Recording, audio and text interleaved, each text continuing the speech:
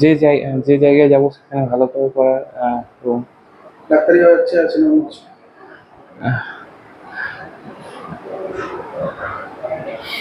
কতটা খুশি?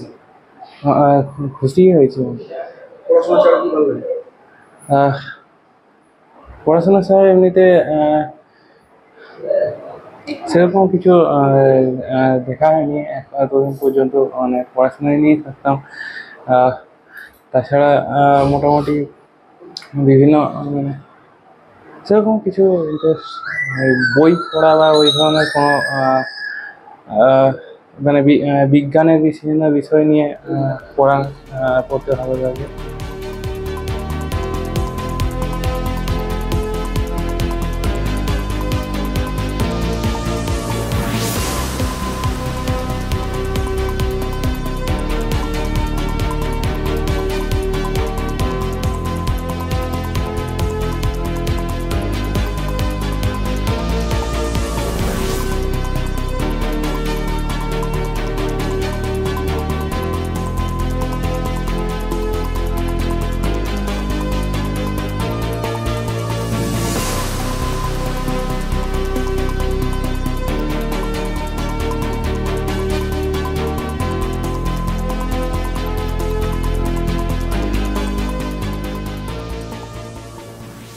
হাজব্যান্ড তো সাবরির সূত্রে বিভিন্ন জায়গায় থাকে, ছেলের পেছনে আমিই সবসময় থাকতাম, এটাই তো।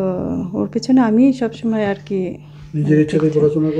নিজের ইচ্ছে বলতে হ্যাঁ, ও একটুখানি মানে খুব মানে কনসার্ন ছিল এই পড়াশোনার ব্যাপারে। জয়েন্টে সেকেন্ড পজিশনে এসছে। হ্যাঁ, ইঞ্জিনিয়ারিংয়ে। এখন কি করবে বলতে, এখন ওই অ্যাডভান্সের যে রেজাল্টটা আসবে সেটা র্যাঙ্ক কি আসে সেই পর্যায়ে তারপরে সব ডিসিশন হবে। এইচএসে কল্যাণী এক্সপেরিমেন্টাল হাই স্কুল থেকে, ওখান থেকে 92% মার্কস নিয়ে পাস করেছে এবং ও একসঙ্গে জয়েন্টে এবং হচ্ছে বোর্ড এক্সামে দুটো একসঙ্গে চালিয়েছে, যার জন্য হয়তো বোর্ড এক্সামের রেজাল্ট অতটা মনোপ্রুত হয়নি। সারাদিন কতটা পড়াশোনা করতেন? সারাদিনেও 12-14 ঘন্টা নর্মালি পড়তেন। 12-14 ঘন্টা, 24 ঘন্টা, 12-14 ঘন্টা নর্মালি পড়তেন। ওর সাবজেক্ট হচ্ছে ম্যাথ, ফিজিক্স, এগুলো হচ্ছে ওর ফেভারিট সাবজেক্ট।